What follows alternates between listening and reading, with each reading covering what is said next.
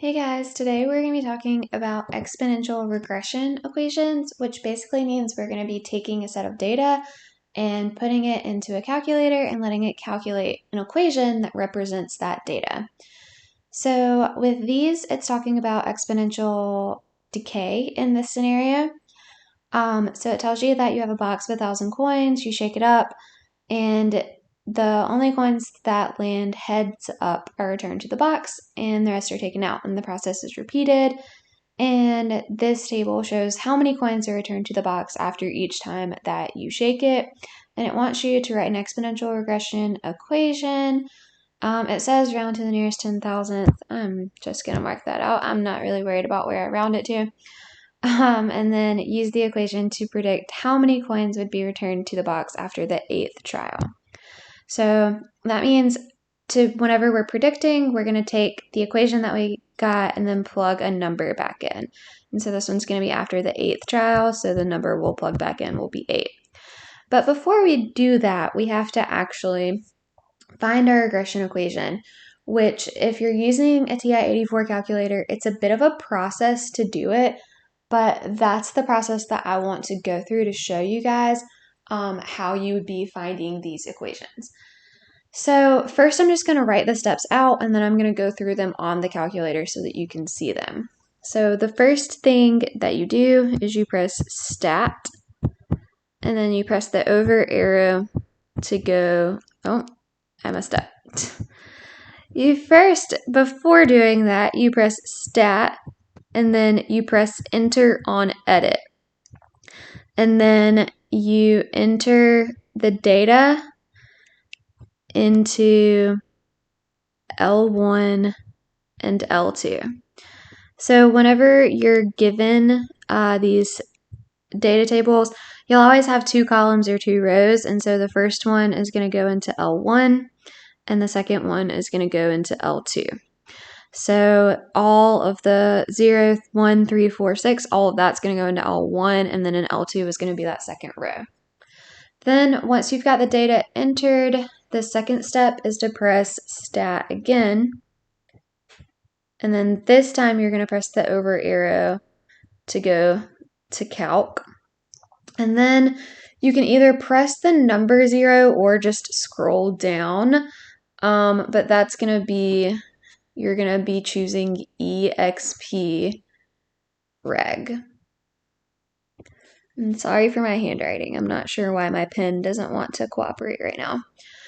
So you're choosing EXP reg. And so then a screen will pop up, and when the screen pops up, it'll have like, you have L1, L2 in for X and Y, and then I think it says frequency list. You just ignore that. But you're going to want to scroll down to where it says store reg EQ.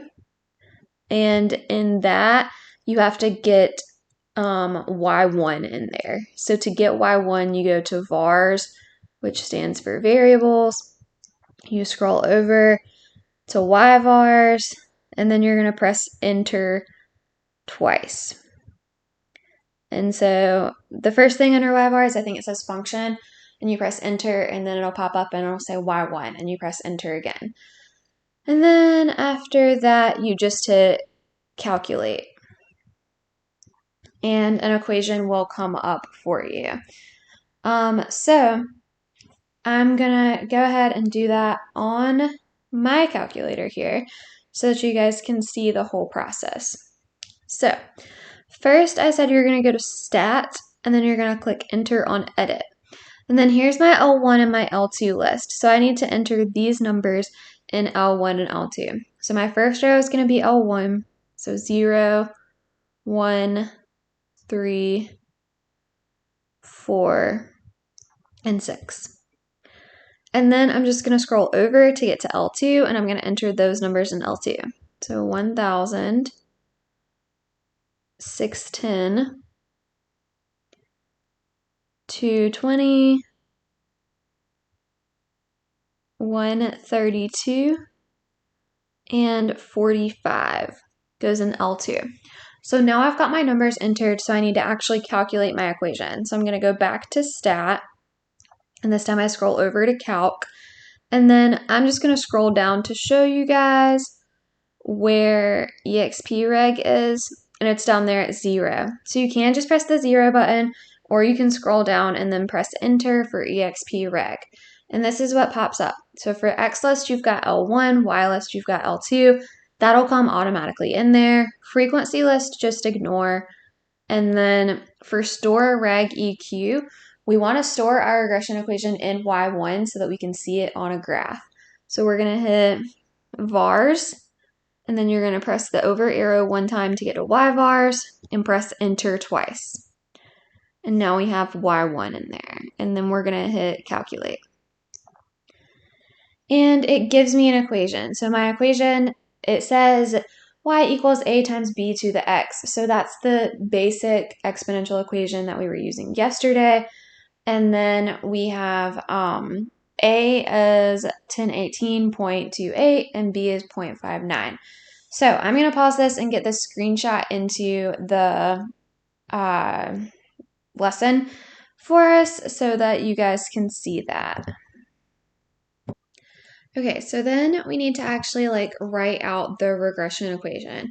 So we have y equals a times b to the x, and then it tells us what our a and our b is.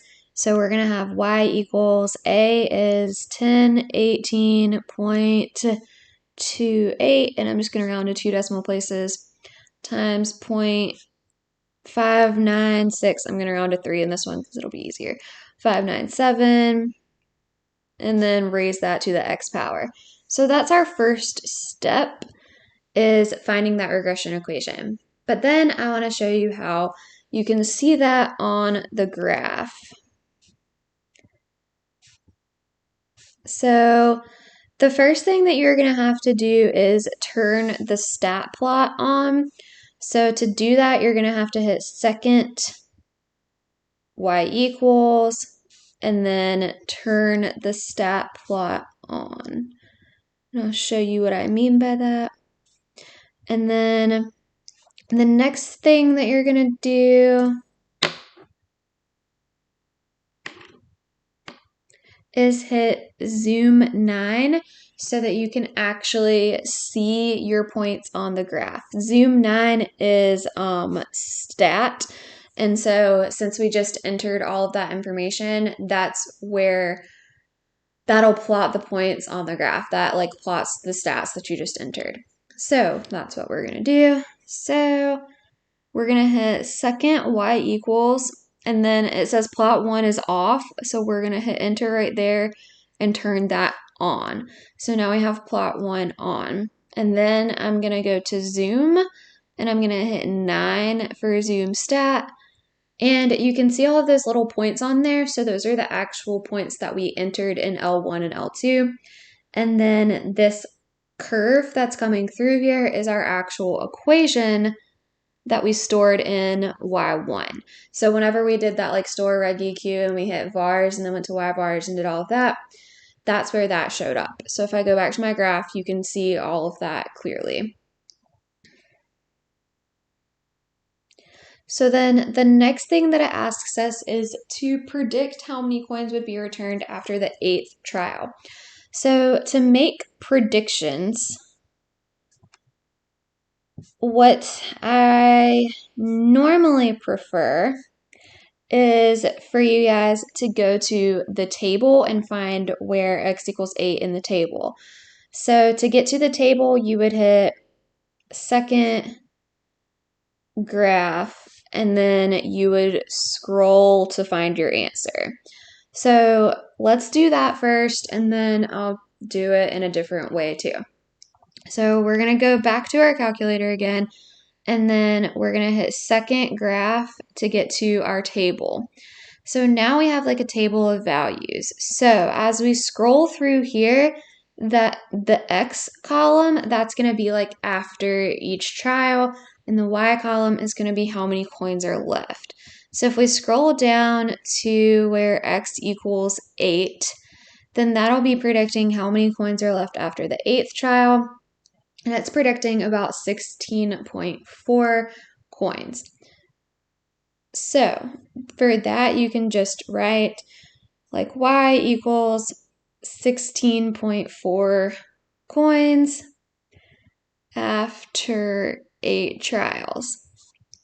But if you don't have a graphing calculator at home, then you're not going to be able to do it that way. So if that's the case, you can just plug in the number for x in the equation that you already have. So we would be doing y equals 1018.28 times 0.597 raised to the 8th power. And so then we would just type that into the calculator as well. So go back to our regular screen here, and we need 1018.28 times 0.597 raised to the 8th power. And when we do it that way, we get 16.43, so we're still getting about the same number.